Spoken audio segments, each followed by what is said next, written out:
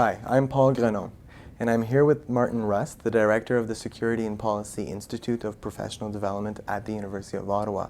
Today we will be talking about the government context, and more specifically about the security context.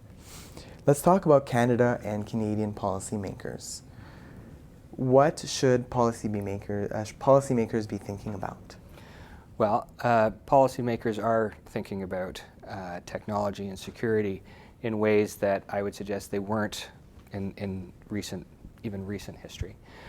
One of the things at the Security and Policy Institute that we're doing is helping to provide a forum for those discussions and for those debates, if you will. And we're very fortunate here to be able to bring people together from different departments and different agencies. Sometimes these are people that don't often get to talk to each other, even though they have similar or related areas of study and expertise.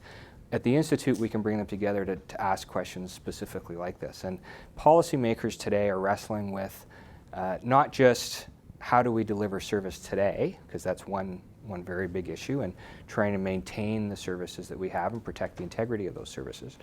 But they're also looking to the future. And I think that the policymakers today have a couple of different documents that they can rely on, one of which is the Canada 2020 document, or which has evolved, I believe, into a new and updated version, where they're looking at consumer expectations. And consumers, in this case, fall into two groups. They are both civil service employees, so internal consumers, if you will, and external consumers, who are the citizens and voters across the country. And I think people's expectations are changing, and certainly around technology, wherein as consumers in our personal lives, we have all sorts of technology available to us in our homes and in our cars and in our lives. And I think we expect our governments to be keeping pace with that. And today, governments around the world are struggling with that and probably not keeping pace. But our policymakers today, I think, are looking forward to that and looking forward to the kinds of trends in technology that they will be able to. It's a big task, and it's going to be a very big challenge to meet some of those consumer expectations. And you've touched on it a bit, but what should change with policy, generally speaking, here in Canada?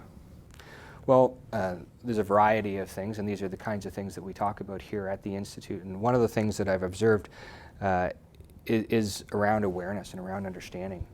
So when we talk about some of these concepts that used to be considered back office administration, I mean, they were considered the sausage making of government, if you will, are now becoming very forefront issues, and policymakers and the general public are talking about them. We're coming up to a federal election soon, and I expect people will be talking about data protection and privacy and how people are going to secure people's information. I actually think that the more we talk about these things, the better, and the more information that's available is the better. And it's as usual, voter demands, voter expectations will drive political decision making, and I think that's the same in this case. Well, thank you very much, Martin. My name is Paul Grenon, and I'm here with the Security and Policy Institute of Professional Development at the Centre for Continuing Education. Thank you very much for your time today. Thank you.